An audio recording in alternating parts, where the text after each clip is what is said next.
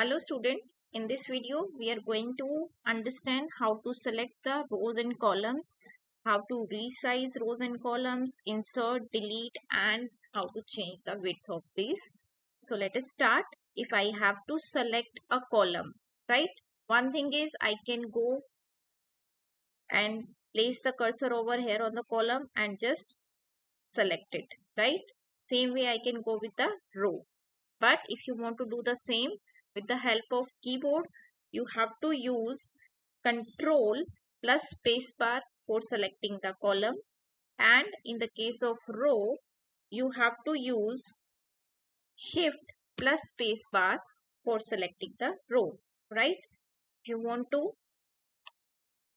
change the width of the column, you can change this way, or you just select it, right click, go to column width, put your required width size and then click OK and this will be done. Same in the case of row, just right click, go to row height. You can increase the row height if you want it. You can decrease the row height if you want as per your requirement.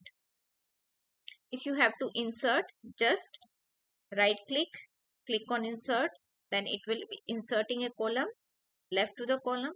If you want to delete, just go to select the column and click on delete. Same way, you can add a row, click on right click and then click insert. It will insert a row above the selected row. And again, if you want to delete, right click, click on delete, it will delete.